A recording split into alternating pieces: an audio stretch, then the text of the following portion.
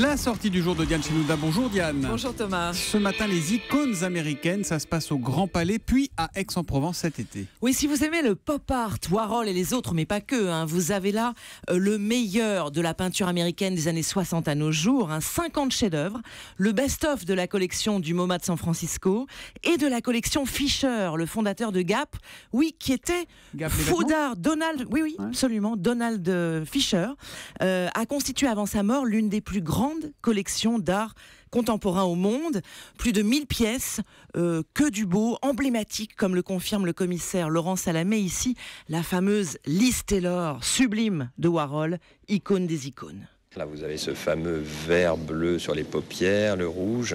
Aucune autre image de Liz Taylor n'arrivera à atteindre cette force, cette espèce de glamour explosif qu'on obtient avec ces photos, avec cette technique bizarre. La plus belle photo du monde, le tableau le mieux peint, rien à faire. Vous ne retrouverez jamais l'éclat de ce tableau. Et puis il y a les séries Warhol que vous connaissez, Jackie Kennedy, Marlon Brando sur sa moto, cet effet bobine de film, c'est le temps qui passe, le côté éphémère de la gloire peut-être.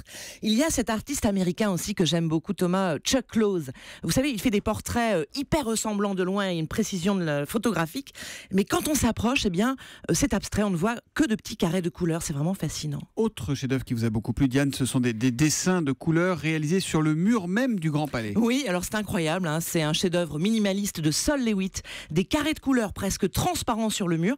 Il y a un effet aquarelle, c'est vraiment beau et aussi unique puisque l'œuvre imaginée par l'artiste est dessinée en effet à même le mur et elle sera effacée ensuite et le mur repeint. Et puis il y a les néons blancs de Dan Flavin. Très belle salle avec deux œuvres, j'allais dire iconiques, mais oui, c'est ça, de Dan Flavin, qui a eu, lui, cette idée toute simple, qui lui est venue dans son atelier un jour en mettant un tube fluo de travers contre le mur, et il l'a développé à l'infini, avec forcément le côté un peu mystique qui se dégage d'une œuvre faite avec de la lumière. Puis alors, ce qui est formidable, c'est que la collection Fisher va bientôt rejoindre le MoMA de San Francisco, ce qui en fera un ensemble unique au monde. Icônes américaines, c'est au Grand Palais à Paris jusqu'au 22 juin. L'exposition voyagera ensuite à Aix-en-Provence. Dès le 11 juillet, ça se passera alors au musée Granet. C'était la sortie du jour de Diane Chenouda. À lundi, Diane. À lundi, Thomas.